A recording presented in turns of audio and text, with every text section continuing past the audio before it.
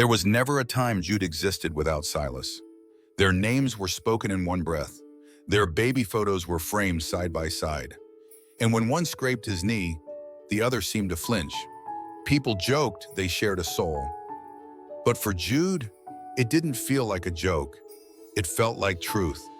Silas filled every silence, spoke for them both, chose their matching shirts in the morning, and always knew when Jude needed to leave a room before the tension on his face even surfaced. At school, they weren't just twins, they were a unit. Jude had always been the quieter one, watchful, careful, with a softness that never quite hardened. Even as their classmates roughhoused and formed packs, Silas loved the spotlight. He played guitar, joined the soccer team, made friends without trying, and yet, every room he entered, his eyes would find Jude first, like checking a mirror to make sure he was still real. Their parents raised them with open arms, but a quiet kind of structure. Their home was safe, but not soft. Their father believed in discipline, in strength. Their mother loved deeply, but carried fear just beneath her skin, a fear that often surfaced in the form of silent expectations. Jude, even as a child, understood the difference between being loved and being understood. He never told anyone, not even Silas, about the way his chest tightened around boys, about the ache that came not from shame, but from the silence he wrapped around himself like armor. Jude knew he was different, and he also knew he didn't want to be. At night, while Silas dreamed loudly mumbling names of girls in stadiums and cities, Jude lay still, eyes wide, whispering to no one. Silas once said, "You are the best part of me."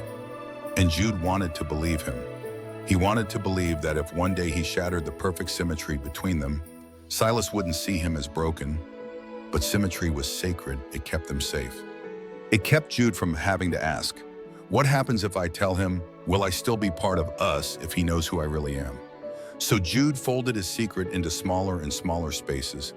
He shrunk it into silence during locker room jokes, during church sermons, during late-night conversations where Silas said, "Promise we'll never keep anything from each other." Jude always promised, and he always lied. But the thing about a bond that deep, that intertwined, is that it doesn't just hold you. It hides you. It makes you believe that being half of something whole is safer than being a whole that stands alone. And for a long time, Jude was okay with this, until life, sudden and ruthless, shattered the we he had built his identity around. But that part comes later. Right now, this is the part where Jude still walks beside Silas, always on the right side, because that's where Silas said he belonged. This is the part where they still believe time is infinite, that there will always be more chances, that unspoken truths can wait, but secrets don't die quietly. And grief, when it comes, doesn't knock. It rips the door off its hinges. If this story moved you or reminded you of someone you love, follow Heart Stories for more stories that speak the unsaid, honor the unseen, and carry the truth that deserves to be heard. The morning Silas died was unremarkable. A clear sky, bird song, the smell of cereal and damp sneakers left by the door. Jude had woken up to an empty room, the kind of quiet that usually meant Silas was already downstairs playing music too loud or making eggs he'd forget on the stove. But that morning, the music never started. The eggs never burned. By mid-afternoon, their mother's phone rang. She answered cheerfully, expecting a neighbor.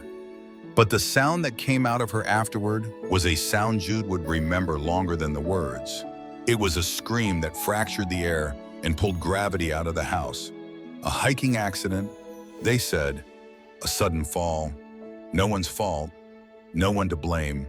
Silas had gone with friends to a ridge they'd climbed a dozen times. A misstep, a slip. He was gone before the paramedics arrived. There was nothing poetic about it, no grand moment, just a brutal void where a twin once stood. For the next week, Jude moved through fog. People brought food, teachers sent notes, strangers said, "I'm so sorry," like it was a password to a place he couldn't escape. But no one, not even their parents, understood what had actually been lost. It wasn't just Silas. It was the map Jude used to navigate the world. It was the echo that told him he was real. He spent the first night after the funeral in their shared room, curled around the pillow Silas always stole. The next morning, he opened the drawer no one had touched since they were kids. And there, beneath an old soccer jersey and a crumpled concert ticket, was the letter. The same one he had written almost a year earlier. Silas, I'm gay. He had written more, of course, about how long he'd known, how he hated himself for hiding it, how he was terrified of losing the only person who ever made him feel seen.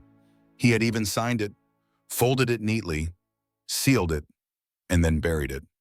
Now he held it in his hands, the paper soft from age, corners curled. It hadn't yellowed, but it felt old, too old, like it belonged to a life that no longer existed. Jude didn't cry. He wanted to, but grief had turned his body into something unrecognizable, too hollow for tears. Instead, he read the letter aloud, sitting on the edge of Silas's bed, his voice thin and dry. When he reached the end, he whispered the words again, I'm gay. The room didn't change. Silas didn't appear. But something inside Jude cracked open, not like breaking, more like unfolding. He started talking to Silas daily after that, not because he believed Silas could hear, but because the silence felt too dangerous. He told him about how classmates had looked at him during the service, how their mom had started sleeping with the lights on, how their dad hadn't spoken a full sentence in 3 days. He told him about the guilt, but most of all, he told him about the fear. Fear that if he came out now, people would think he was trying to replace grief with attention. Fear that his parents would lose the last son they recognized.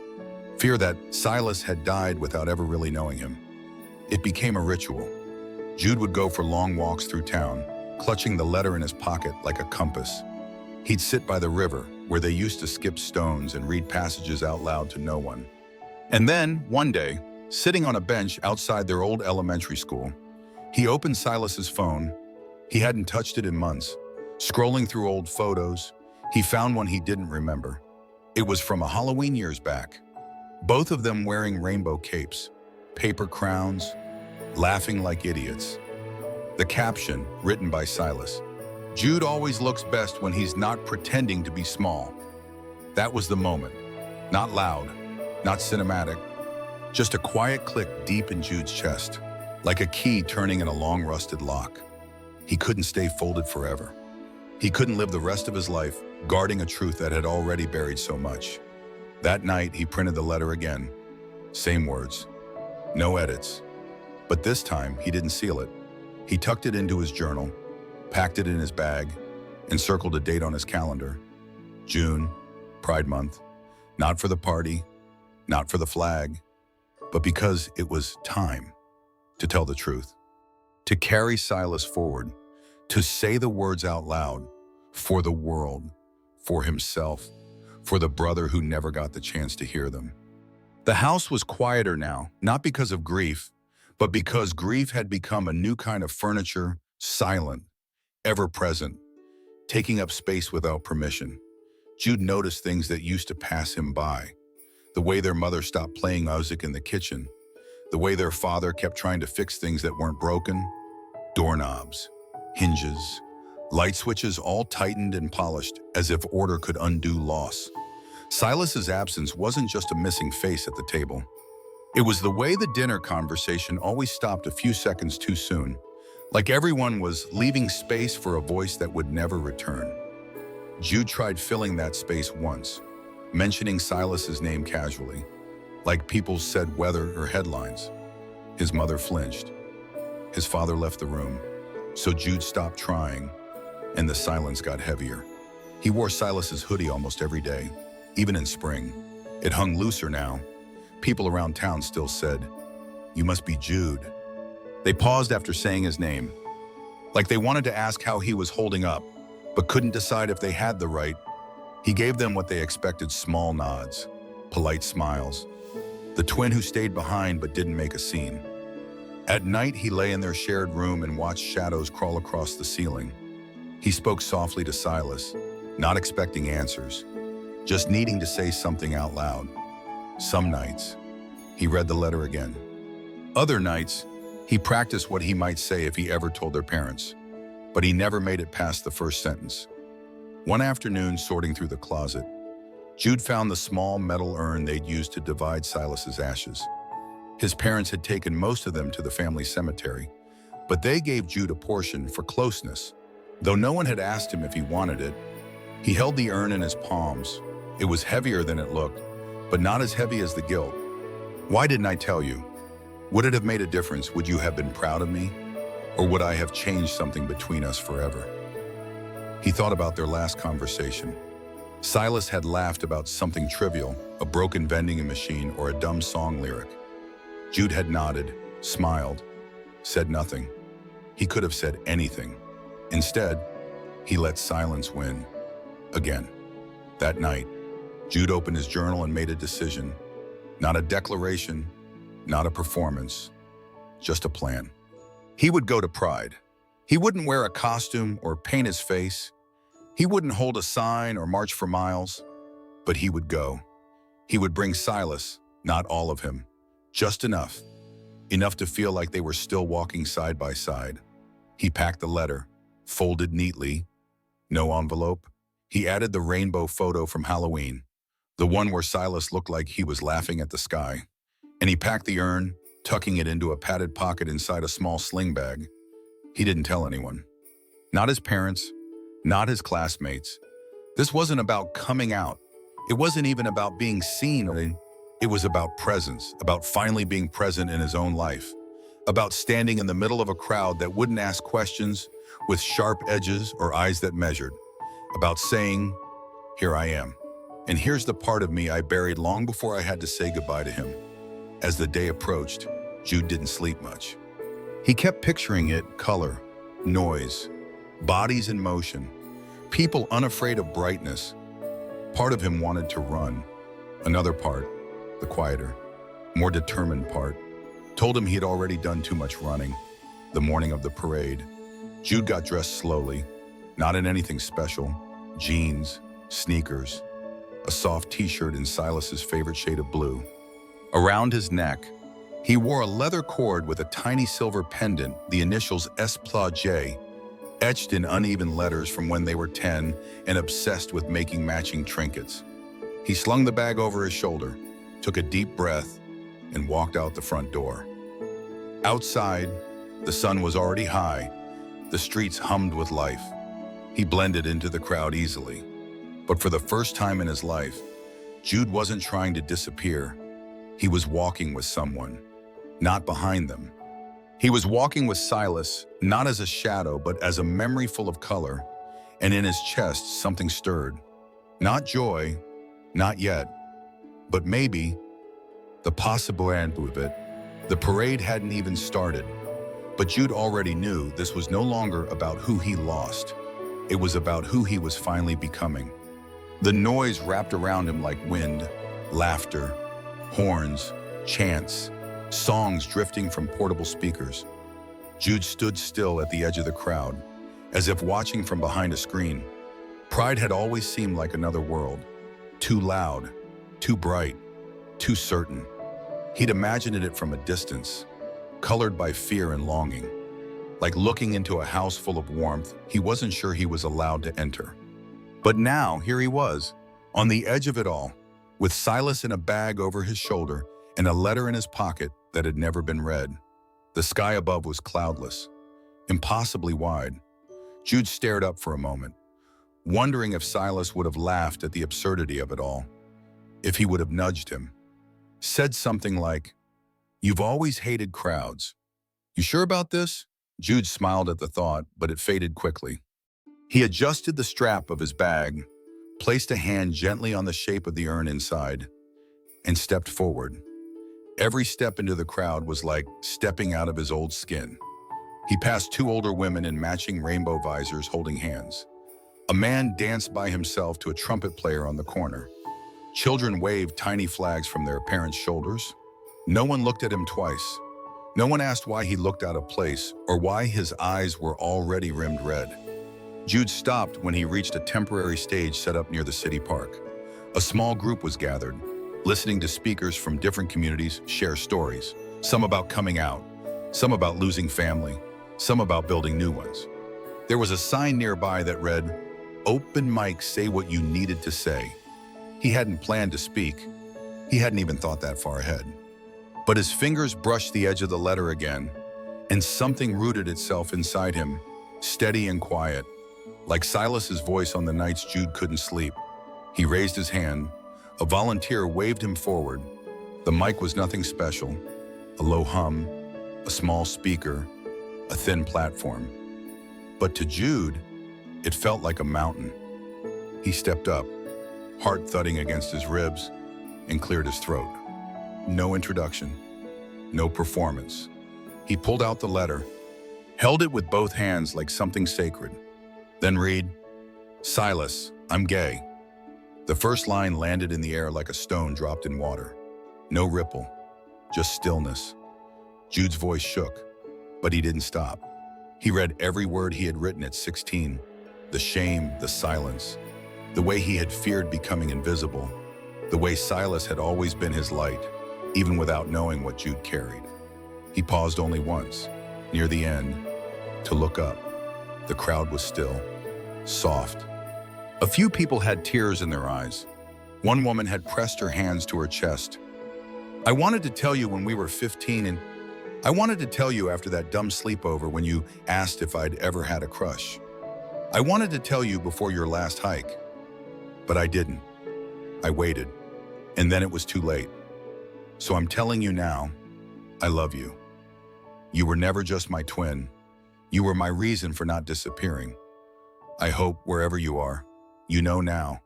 I hope you forgive me." Jude folded the letter slowly. He didn't look at the crowd again. He reached into his bag, pulled out the small urn, and held it close to his chest. "This is my first pride, and I didn't come here alone. I came with the part of me that I lost, and the part of me I never let live. From today forward, I promise to carry both." He stepped down.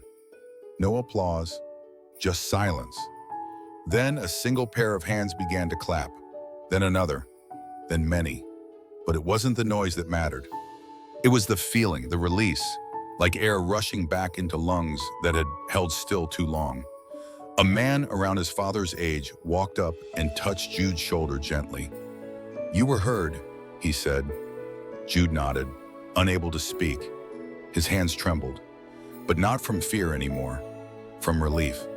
That evening, long after the parade had moved on, Jude sat alone beneath a tree at the edge of the park. The light was gold and soft, filtering through branches. The city noise was distant now, replaced by a quieter rhythm. He placed the urn beside him, laid the letter flat on his lap. The silence between him and Silas no longer felt like a wall. It felt like a bridge. For the first time, Jude didn't feel like a half. He felt whole. Summer ended gently that year. The trees outside Jude's window faded into fire reds, oranges, golds that looked like something Silas would have wanted to paint. It had been 3 months since Pride, but something had shifted in the days that followed. Not dramatically, just enough. He began introducing himself differently, not louder, just clearer. At school, he corrected teachers who mixed their names up. "I'm Jude, Dogdom," he'd say. And then quietly, but with no apology, "Silas was my twin." The past tense still hurt, but it no longer tasted like betrayal. His parents never asked about the trip. Jude never told them the full story.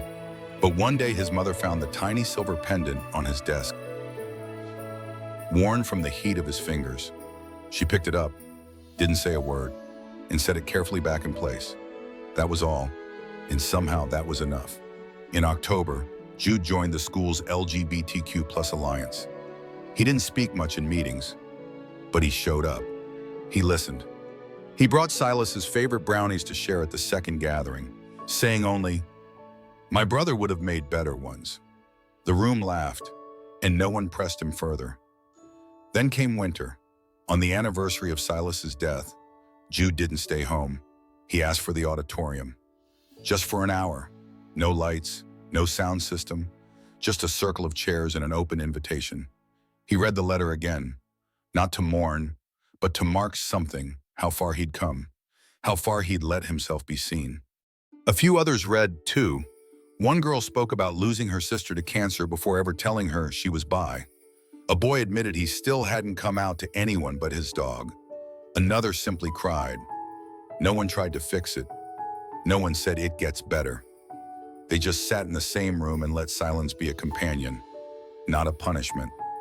That night, Jude lit a candle in the backyard and placed it on the old wooden bench where he and Silas used to plan Halloween costumes. He watched the flame flicker, then pulled out a sketch pad and began to draw. Not a portrait, not a memory, just color, lines, movement. Silas would have teased him for getting too poetic, but he would have sat down beside him all the same. Jude kept the urn in a box now, beside the letters he no longer needed to rewrite. He didn't carry it everywhere. He didn't have to.